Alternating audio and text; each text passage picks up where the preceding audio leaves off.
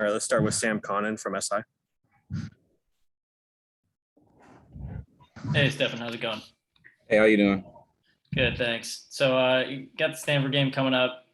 Just from your first looks, first impressions, what do you think of McKee and what kind of problems does he pose for you guys? Going into Saturday, I just want to say, gotta be physical. Heavy run team, a lot of physical guys over there. Smart team also. So yeah, being physical, playing our game, and then just being confident in ourselves. And then letting up as many pass yards as you guys have let up the past couple of weeks, does that kind of give you any extra motivation to prove people wrong, to kind of turn that trend around? Oh yes, always. Just this week in practice, yesterday and today, just like I said, confidence plays a big role in the defensive group, or just the defensive group or the DB group. So confidence, just to limit them yards, and then just to have a better look for ourselves. All right, thanks. Go to Tracy Pearson from Bruin Report. Hey, Stephan. Hey, talk a little bit about what happened against Fresno State. Why do you think you gave up so many yards through the air, and what happened on that last drive? Well, for the whole game and in the last drive, I just want to say we were just playing too loose. That was really it. We watched the film on the last drive. Started off well on the first down. Then after that, just they was finding holes, not running to the ball, not keeping them in bounds when they only had one timeout left. And then, like I said, during the beginning of the game, just playing too loose. And then not finishing through the ball. It was a few plays where we had one-on-one battles. We was losing those. So playing tighter and then winning our one-on-one battles will help limit them yards in future games. So what do you attribute to playing loose? Was that the game plan from the coaches? Were the players just playing too loose? What do you think? It was just on us. It's not really something our coaches tell us to do, or something we really do. It was just what we gave them, and then that's just how we end up playing it. Did the coaches tell you through that game to start tightening up? Yes, they did. And do you think you did? Seeing some of the film, I want to say some plays, yeah, but even looking through the rest of the game, not that much. How big of a blow was it to lose Quentin Lake, right? And what kind of role does he play that was missing in that game? He's a leader. Everybody looks up to him. Having him out there, everybody loves it. But guys step up. Like Kenny, he came in, made a play. Like, so whoever goes down, somebody's ready to step up and come in and do their part. So yeah, even with him being out, he's always on the sideline, going over calls with us, lifting us up, and still being a leader while he can. Okay, thanks. Let's go to Tony Siracusa from Last Word.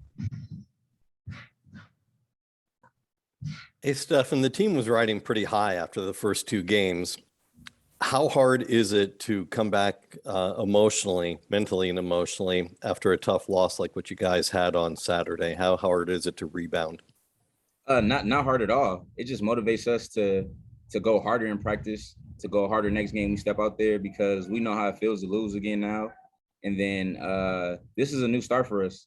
That was preseason, non-conference games. Now we feel like we get to start over. It's just going into the Pac-12, and then now we're 0-0 in the conference, looking to go 1-0. Great, thanks. Any other questions here for Stephan?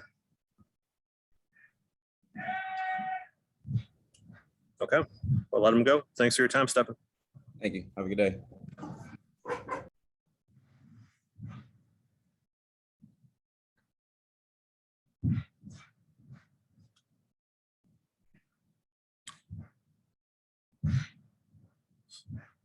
All right, we're now joined by Eboh. Obi, we got you muted. Am I good now?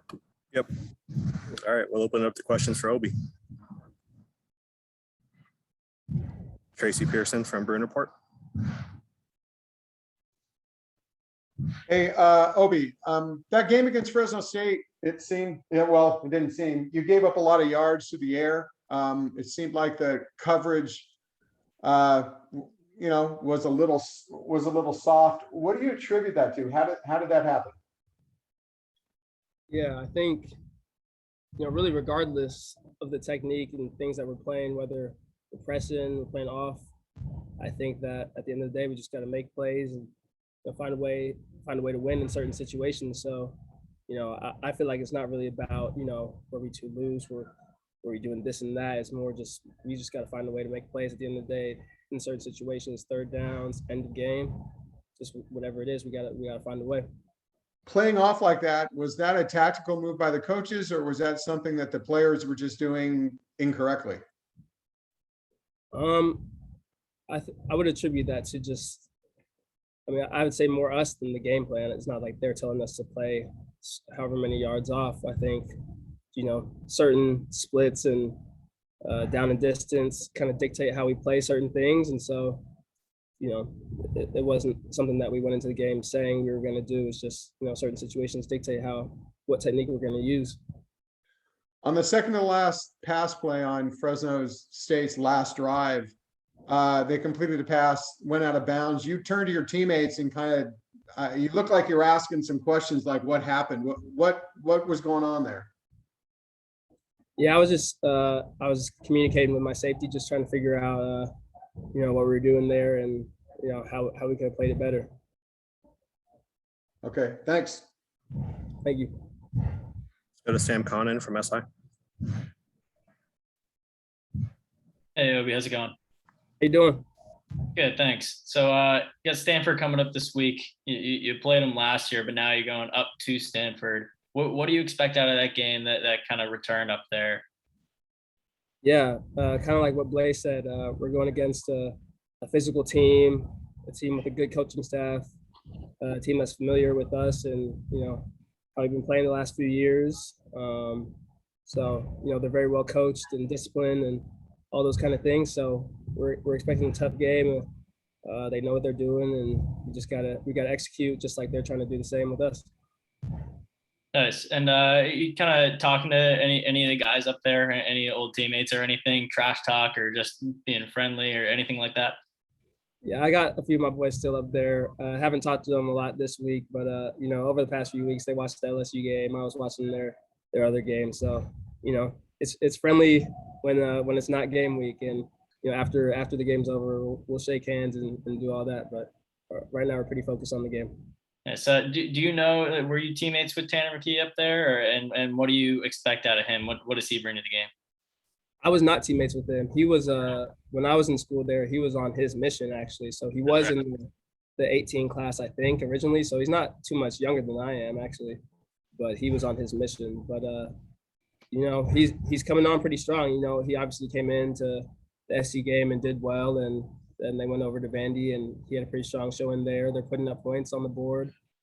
So he has a hot hand, and we gotta kind of limit that passing game too. They're not just gonna run the ball. They got a quarterback that's pretty talented. All right, thanks. Thank you. Tony Siracusa from Last Word. Hey, Obi, I know you guys played Stanford last year, but this is different because you're going back up there. Is that different for you, kind of mentally and emotionally, going back to where you started? Yeah, I'd be lying if there wasn't a little extra motivation and emotion going back up there, right? I mean, I spent the last 4 years there. That's my alma mater. I graduated from there. But, as far as what the game plan goes and how I'm going to play, I don't think it changes very much from how I would prepare and do things from a week-to-week basis. I think, if anything, I'm going to be playing pretty damn hard out there. So I'm excited. I'm excited to get back up there. It's like a fourth straight home game for me. So I think it's an advantage of anything. Now, because you're one of the super seniors on the team, you're kind of looked to for a bigger leadership role. What's been your role this week in rebounding the team and after the loss from Saturday? Yeah. I think the morale of the team, is stronger than really before, to be honest with you. I think that, you obviously never want to lose. That's never a great feeling, especially how we did lose. But I think and at the end of the day, it could be something that was actually pretty good for the team and how we practice hard and how we go about doing things. As far as my role this week and really going forward, I have a lot of information to give about Stanford, their personnel, what they do, what they're trying to do schematically, special teams, offense, defense. And just continuing to lead by example. It was a hot day out there today, and we just got to finish. We had to finish out here in practice. We got to finish out there in the game. So there's a lot of things that I feel like are my responsibility. I'm going to continue to do that. All right, man. Thanks for your time. Thank you. All right, let's go to Joe Reedy from AP. You've gone against Dorian in the past, playing at Stanford and now going up against him in practice. Just over your career, where have you seen maybe him evolve as a quarterback, or some of the biggest areas where he's improved? Yeah, I think a lot of people talk about Dorian's decision making, and I think that's progressed since I was at Stanford and since I've seen him here. I think that he's also done a better job too of getting to his different reads. So he's not locking on receivers. He's going through his progressions, and he's hitting 1, 2, 3, even 4 to the check down. And I think also when you think about Dorian, obviously he's a great athlete. He can run, but he's not just taking off and running. I think sometimes he runs to make throws and make plays and escape the pocket, not to just kind of freak out and take off out of there. And obviously too, he's turning the ball over less. He's making good decisions that way as well. And, also just as a leader too, he's maturing, and, I watch him over there on the other side and how he has command of the huddle, how they're celebrating after plays, and, how they're rallying around him. So I think he's doing a great job overall in all aspects. Has the threat of the big passes and big throws always been there throughout his career? Could you just look at, LSU and the Fresno State game? It's like the numbers at times seem to be deceiving with the big play ability that he has. So you're saying like sometimes the accuracy is overshadowed by the big long balls? Is that what you're saying? Well, the yards at times may look low in the totals during a game, but he has those 5, 6 big 30-yard passes that end up being huge. Oh yeah, I mean, Dorian's always had a cannon arm. So I think he does a good job. We've had explosive plays, I think, just about every game. He gets the ball out there. I think, like I said before, with his decision making, throwing, he knows where to go with the ball, whether it's a deep pass, whether he needs to check it down, whether he's going over the middle. I think he's doing a great job of that, and the receivers are making plays for him, and running backs obviously help the passing game too, with Britton and Zach in there. So I think everything's going well for the offense. We just got to keep executing and keep preparing like we've been, and I think we're on the right track. I don't think people need to be too worried about what's going on with this team. Okay, thanks. All right, we'll wrap it up there. Thanks for your time, Obi. And thank you so much.